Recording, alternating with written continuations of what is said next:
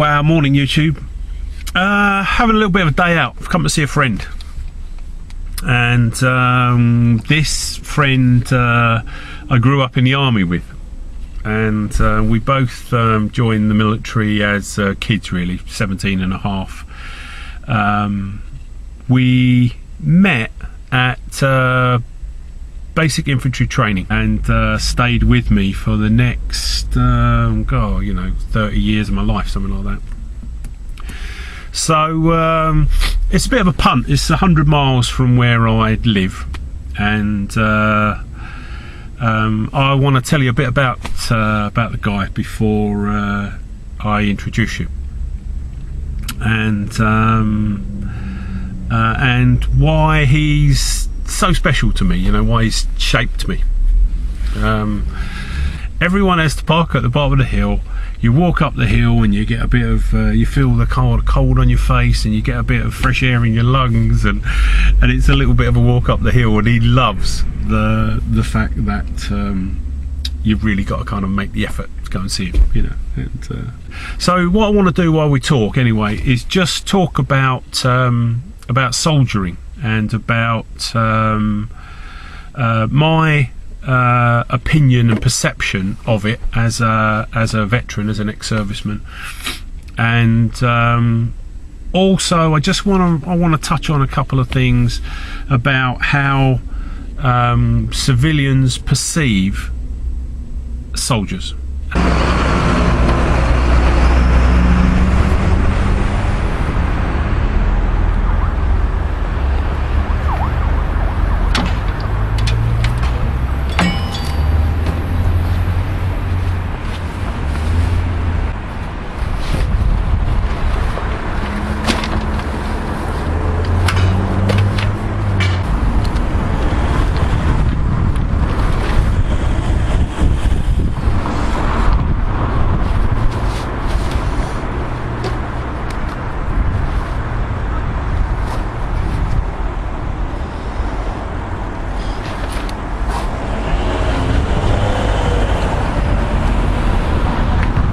Let's start with soldiers. Let's start with who they are, what they do, how they work. Soldiers' primary function,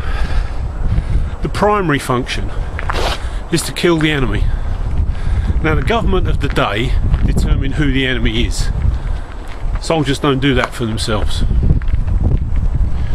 So that's what soldiers do. From the moment you walk through the camp as an army recruit, that's what you're being trained to do, and that's why you're there. Now, civilians, they see soldiers as ambulance drivers and firefighters and prison officers. In a heartbeat, they revert back to being a soldier.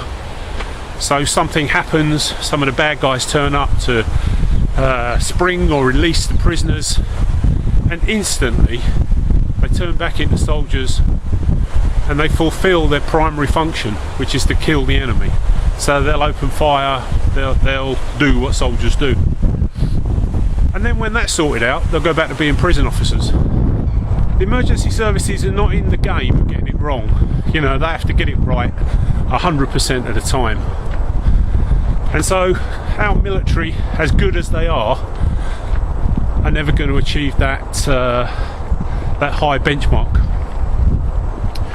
So if we turn around and say, right, okay, a soldier's primary function is to kill the enemy, then what you also have to accept is that that individual doesn't function normally. If you go to work every day, and when you go to work you learn better, quicker, more effective ways of killing other human beings, you are not a normally functioning human being. You're just not. You know, if your working day starts at 6 or half 6 in the morning with battle PT or a run, everything about your working day is designed to make you better at what you do. You're fitter, you're faster, you're more agile, hostile, and mobile. You know, that's the attributes of frontline infantry. The British Army love to fight. You know, they pack up lock, stock and barrel, go to the other side of the world just to fight somebody. That's what soldiers do. It was all geared to coping with my obsession, which was to be the best frontline soldier I could be. And the more practice I got at it, the better. So take it as read that young, fit soldiers quite like to fight. Alright, so now we've bred this fighting force. We've put it in place. We're sending these guys abroad to Iraq and Afghanistan at the moment, but the campaigns in Northern Ireland lasted 40 years. If you go back far enough, I don't think you'll find a time when the British Army didn't have a conflict on the go with somebody somewhere. You know, we are a blooded army. And I think that's proved to be a good thing, you know, for the army, not necessarily for civilians. I think here in the UK we remember our ex-servicemen and we remember our war dead for 2 minutes a year. On Remembrance Day at 11 o'clock, pretty much the whole country stands still. We have a 2-minute silence and it's well adhered to. People remember our ex-servicemen and they remember our war dead and the sacrifices that they make. But we do that for 2 minutes a year. People who have been killed or seriously injured over the last decade, who paid an incredible price, and their lives will never be the same again, nor will the lives of their families and their loved ones. And that's a big hit to take. Got some really good organisations here in the UK. We've got the British Legion, who have always looked after our ex-service people, going way back to the First World War, I think. We got SAFA, but they do an awful lot of work supporting injured service people and their families, and always have.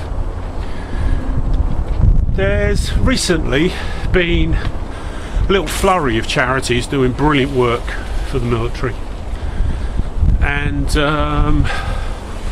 one of those is an organisation called Combat Stress, which I know a little about myself. But talk more about that in a second. Have a look at this lovely old church.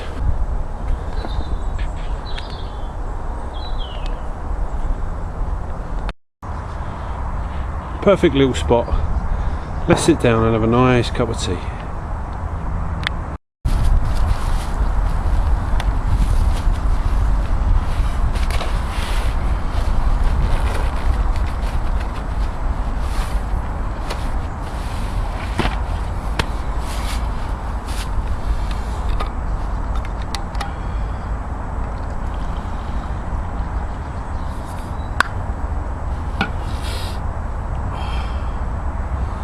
It's not far now. He's not the greatest guy at putting the kettle on when you arrive. Let's carry on chatting before I introduce you. Something else about ex-service people that I've learned over the years is that they function brilliantly all the time they've got a support network. At those formative years, you know, from when you're maybe a teenager still, maybe in your late teens or early 20s, sort of 17 and a half to 26 I think was the age range of recruits when I was a recruit instructor. Those formative years where you get all those skills on how to run a home and look after yourself in normal life are experiences that you don't have.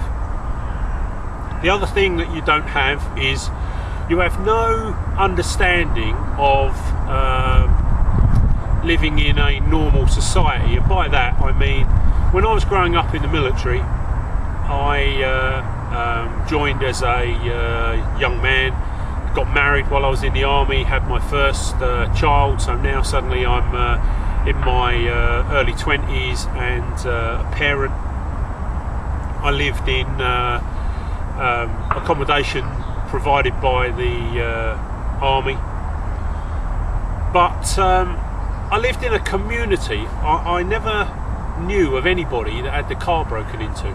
I didn't know anybody that had had their house burgled. I lived in an environment that was pretty much crime free.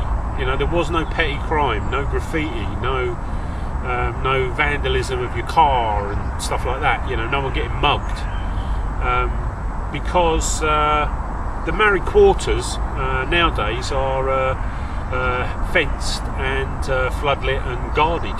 You know, and during my time that I lived in Northern Ireland, that was the same case. So even though you're living away from your unit, you're still protected and looked after. And when you come out, of course, that's something that you don't have. So when you come out, you go out one day and your car's been broken into, or you come home one day and your house has been burgled. There are experiences that you have never come across, that you haven't heard of, that have never happened to you or somebody like you. And so, of course, you don't cope with those type of situations very well. The other thing that people don't understand about soldiers is I didn't know a lot of soldiers that were good fighters. I didn't know a lot of soldiers that were good fighters. I don't think soldiers are trained to fight. I think soldiers are trained to kill. So if you end up in a fight in the high street with a soldier, with let's say a drunken yobbo who is ex-military, as soon as it kicks off and as soon as that individual starts to get hurt, he's not thinking about fighting you.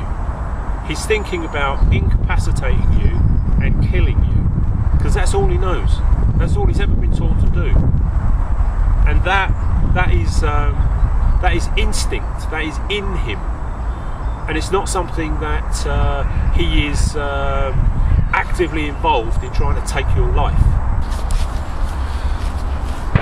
So perhaps have that in mind as a civilian. I was never comfortable with this term of squaddy, you know, and I guess it means a member of a squad, you know, but to me squaddies were always the worst possible picture of professional soldiers, you know. Uncouth, unkept, drunken, ill-disciplined, you know. That was always my perception of a squaddy. I always considered myself to be a professional soldier and wanted to be my best at absolutely everything, you know, the smartest, the quickest, everything I could to my very best strengths. That's what I wanted to be, and I wanted to be that because I was a professional soldier. Let's talk about my mate Albert. As I said, we joined the army together as young men. Our crux of our military career saw us do our first couple of tours of active service in Northern Ireland. We weren't in the same unit or platoon still, but we were in the same battalion, and we used to see each other around. Eventually our paths started to cross and we ended up in the same rifle company, and we became sort of social friends. Albert was always a big drinker. I loved real ale, you know, and unlike myself, I couldn't really cope with hangovers, you know. I've never really been a drinker, but he absolutely loved to drink. When I first met him, he had the physique of a bodybuilder, very sort of upper body strong, you know. He was a heavy machine gunner, so you could give him all his personal kit, give him the gun, give him all the ammunition, and he would carry it all day long. It was a Packles, and he was your typical kind of bodybuilder physique, you know, big shoulders, tapering to a thin waist, but the downside of that was that he wasn't a natural runner, and British infantry love to run. So that was where he was when I kind of first met him for the first maybe 3 to 5 years of our association. The difference between us was that he was incredibly well educated. He could have joined the army as an officer, had the right qualifications for it, could have gone to Sandhurst, could have had a very different military career, but he deliberately chose to join the army as a private soldier. And other skills that he had was he was an incredible artist, a really gifted individual with a pencil. You know, anybody that paints or draws or knows somebody that does knows that they see things differently. They see things that we just don't see. You know, they see things in light and shade and dark and you know, incredible sort of luminescent colour, you know, and that was a gift that he had. If we ever needed a kind of a t-shirt made or designed or whatever it was, you know, for a competition or something, we were getting involved in Albert was always the go-to guy, and he would do your design, it'd be on a t-shirt, and bosh, everyone would be wearing it. You know, he was very articulate, he was well read, and an exceptional infantry soldier. The difference between us, one of the primary differences, is he used to muddle through with whatever kit and equipment the military gave him. So if they gave him a broken pencil, well, he'd just sharpen it, you know, and he'd use a pencil. Me, I would go out and I would buy my own Chinagraph pencils that could write upside down and inside out in the rain, and I've got this new pen and you can write in space. You know, I used to love a bit of kit, whatever the latest bit of kit was, mate. I used to retailor all of my kind of combat uniforms, and I have to turn around and say that I was wearing a very similar uniform to what the guys are wearing now, you know, with pouch pockets, with zips, with hoods. In my day, probably in the late 70s, early 80s, as the guys are now, and I used to get in all sorts of trouble for it. I remember getting dragged over the coals once and getting a lecture from a guy who was a captain, but he started as a private soldier, so he'd gone right through the ranks, and he tore me a new arse about how the word uniform came about and what it meant, and blah blah blah blah blah, you know. But I was always a sort of function over design merchant. I was always a sort of blood and guts. If I went out in the field, the dirtier, the colder, the more miserable it got, the happier I became. You know, I loved basic infantry soldiering. You know, yes, it was cold and uncomfortable, and you know, all of the things that infantry soldiering is, but I absolutely loved it. You know, put a pack on my back, mate, and I was happy as Larry. The other thing that I think is important about soldiering is that it hasn't really changed. You know, that you can go back to medieval times when knights would dress up in armour, you know, metal steel armour weighing hundreds of pounds. They'd have to be put on their horses. Today it's exactly the same. You know, today guys are wearing Kevlar helmets and body armour and, you know, ballistic pants, you know, and God knows what else. Weaponry's changed amazingly. Ammunition's become 1,000 times more efficient at half the weight, you know. But the man standing in front of you is still standing there in the best part of 150 pounds worth of equipment that he's got to be able to use at an instant. So soldiering for me hasn't really changed over the years. If you talk to your grandfather about any military service he did, they still got up at first thing in the morning, you know, dawn and dusk, and when the bad guys attack, so everybody's up, got their kit on, everybody's standing to, everybody's ready and waiting. Nothing happens, so the sentries stay out and you go into a normal daily routine. The same at last light. At last light, everybody's kitted up, because if the bad guys are going to come, they're going to use the cover of darkness, you know, so everybody's there waiting. And this is just standing to. It's a basic infantry tactic, and I'm sure it goes on all over the world today, just like it did during the First World War. So soldiering, how soldiering's done, I don't think it's really changed much over the years. Dragging the conversation back to our ex-service people. Here in the UK, something like 10% of the prison population in the UK are ex-servicemen, and it's guesstimated that 10% of homeless people living on the streets of London are also ex-servicemen. So how do you go from being a military professional to being homeless or in prison? Since the Falklands War, which was 1982, there's been an awful lot of research done, and some statistics have come to light fairly recently over the last couple of years. And it's a 14-year journey, which sounds incredible, but I'll explain it to you.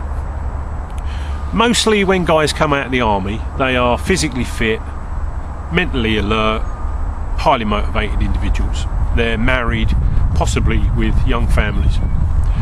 Their parents are still alive. So when they come out of the forces, they have a support network.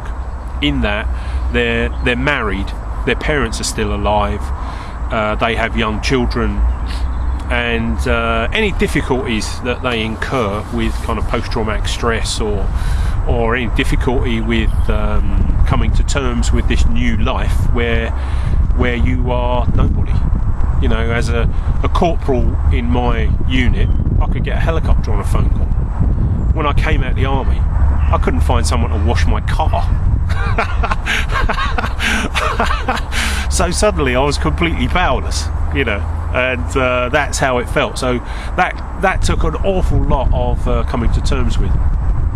The other thing was that I was a highly respected career soldier, and nobody came up to me and gave me a tirade of abuse.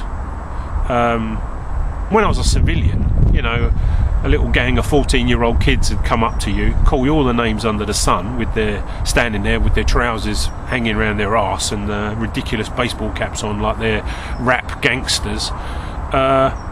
It took every ounce of my being not to tear into this little pack of scum and kill them. That's what I wanted to do. I just wanted to reach out for the nearest piece of wood and just batter these people to death and say, who on earth do you think you're talking to? Who on earth do you think you are? Because the life I'd come from, I was somebody. I'd walk around that camp, with my stick and my shiny boots, mate, and people would pay me, the courtesy of being polite and not treating me as if I was excrement on the bottom of someone's shoes. So that is a tough thing for a professional soldier to just stand there and soak up. So what happens is they revert to type. They fight. So if an ex-serviceman comes out, finds someone breaking into his car in the middle of the night, as I said before, it's highly likely that once that conflict starts, he's not trying to beat you up or detain you. It's highly likely the only thought in his head is to incapacitate you and kill you. And so suddenly, from having your car broken into, this guy's looking at common assault, bodily harm, actual bodily harm, or maybe even worse, maybe they physically kill somebody. So without a support network, ex-military people don't function very well. Over the course of the time that you're out of the military, your parents will die. Marriages fail, jobs and employment opportunities disappear. Lots of engineering jobs. I went to work for the Ford Motor Company when I first came out of the army, on their security department as an auditor, and that job isn't there anymore. So suddenly, 14 years down the line, your parents are dead, so you can't go to your parents for that support network. Dad, what am I going to do now? Your marriage has come to an end. Your children have grown up, gone to university, maybe have young families of their own, but whatever it is, that they're not there for you. That's when ex-service people find themselves living on the streets. That's when you get made redundant. You haven't got that nest egg for the future that perhaps you always should have put by. Next thing you know you're being made homeless, and you're living on the street. But you're living on the street doing something that you know how to do. You know, you can camp. You know about how to keep yourself warm. You know that food is just fuel, you know, and you need X amount of it. You know that having a drink is a nice way to cope with your woes of the world. You know, feeling a bit sorry for yourself. Let's go out and have a drink. You know, so that's the slippery slope that ex-service people end up on. The other thing is that once you're on the street, if you haven't got an income, then I guess you've got to find a way to feed yourself. You've got to come across a few quid. So ducking and diving and petty crime is an incredible temptation to people. You know, you've also got to put into context that the fact that in the UK pretty much everything is an offence. If you went to your local high street and stood still for long enough, somebody would phone the police and they would come along and move you. Not because you're doing anything wrong, because they think you just might be. They lived in a very different community, you know. Everybody knew what the rules were. If you broke them, there were consequences. And I don't know of anyone during my entire military career that went on commanding officer's orders accused of being slovenly, drunk, late, whatever it was, you know, that stood there and said, no, it wasn't me, I didn't do it. I mean, they committed the offence, they got caught, and whatever the punishment was, they took it on the chin, and there was always a punishment. You know, you can do anything in the army. You can go and poke the regimental sergeant major in the eye, you can abuse the colonel, but whatever you do, there's a consequence. And you've got to be prepared to pay the price. So, is this a rant? I don't know. But it's something that I've been meaning to put on the table for you. If you know of any ex-service people, I'd love to have their thoughts on it. So maybe talk to them. If you are one, if you've ever done a bit of service yourself, then let's hear what you've got to say. You know, I may be wrong. You know, this may be just my experience. But when I meet young soldiers, you know, I kind of look them in the eye, and I know in my heart that their biggest battles are still in front of them. That when they come out of the military, when their military service is over, mate, that's when life's going to start getting a bit tougher. But anyway, my mate Albert, we've come to see Albert. Let me introduce you. So here he is.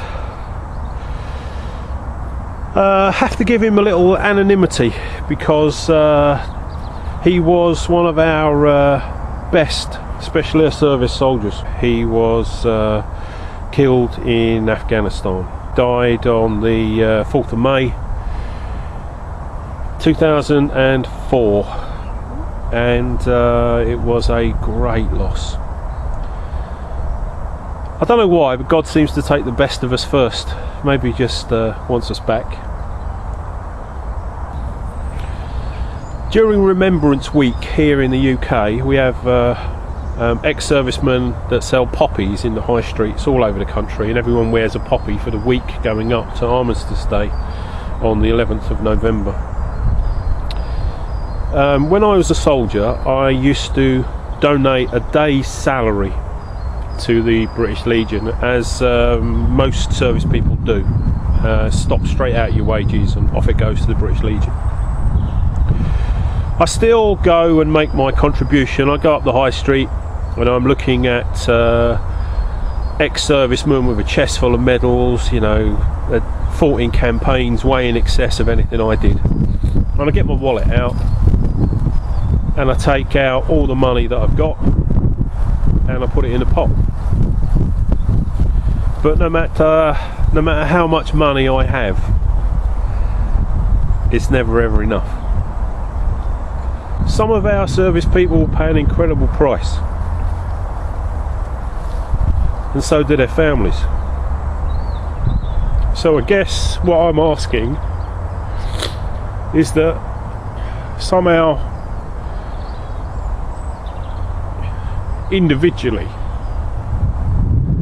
we find a way of helping them adjust, of bringing them back into our society.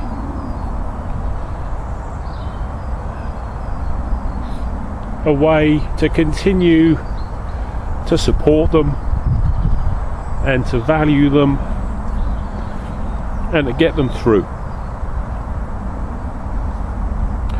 So if you know any ex-service people, don't be frightened to reach out for them once in a while.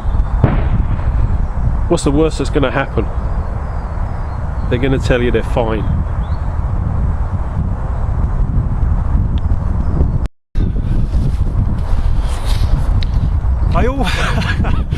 I always thought that my mate Albert was buried at the top of a hill, so that we'd all have to slog up it to see him. He really loved the outdoors, and he loved the idea of everyone else having to get out and do a bit, you know. So the walk up the hill is always a source of comfort and always makes me laugh, you know. It's there you go. Soldiers will say, you know, if I get killed, I'll be laying there chuckling in my grave because all my mates have had to kind of press their best uniforms and put their shiny boots up, you know. So I guess it's a little bit like that. But I'm just trying to focus the mind, you know, on how we treat our ex-service people, what it takes to be one of them, and as I said before, once you leave the military, your toughest battles are still in front of you. As always, YouTube, any comments, love to hear them. Back soon.